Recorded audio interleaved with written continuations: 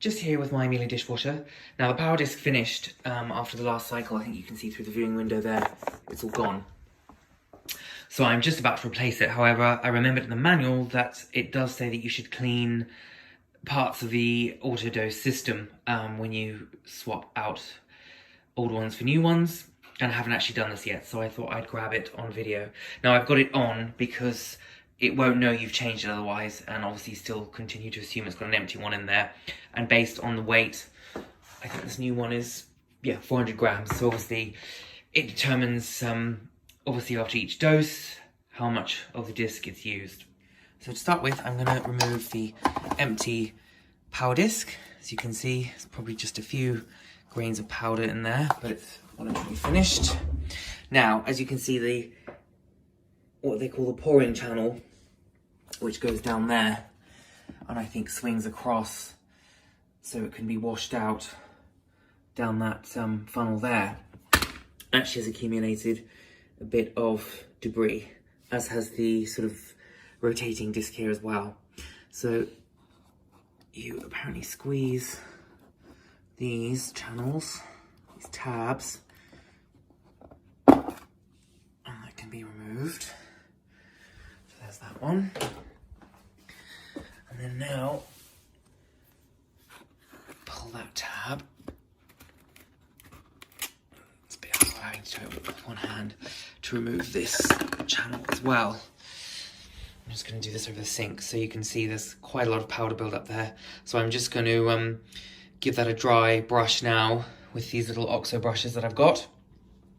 Very important you don't get water in here. Obviously any moisture is going to affect the next time the AutoDos system dispenses some powder. So I'm going to clean that now. Just to show you, there was a lot of caked on sort of deposit from all the months of AutoDos use. So as I said, these OXO brushes are really good, particularly this one because it's got a sort of little quartz tool. But actually there was quite a lot of kind of, almost looks like calcification, but it's not. Just, I guess, where that's got a bit damp and caked itself against the wall. So I ended up using a sort of kebab stick that I've got just to get that all off. So I'm pretty happy now. That's nice and clean. That needs to be inserted the way it came out, which is like that. And then I cleaned inside here as well, just with a damp bit of kitchen roll, and just made sure the seal didn't have any detergent stuck in it.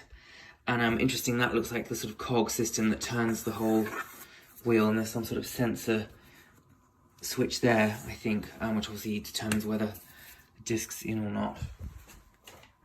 Now with this one, obviously it needs to be aligned. There's our cog teeth around the end, and those two arrows have to align. I'm just doing this just to make sure. There we go.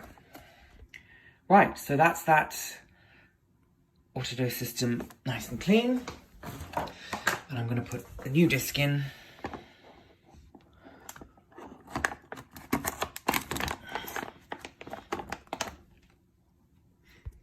Like so. And then close the door. So now the AutoDos system's back on because it knows there's a new PowerDisk in there. I just filled up the rinse aid as well because that was down. Now this is an all-in-one. As I've said in previous video, I do tend to use just normal tablets. They're not all-in-one, so I tend to keep the rinse aid and salt dosed up as well. So that's how to clean the AutoDos system and also change the PowerDisk.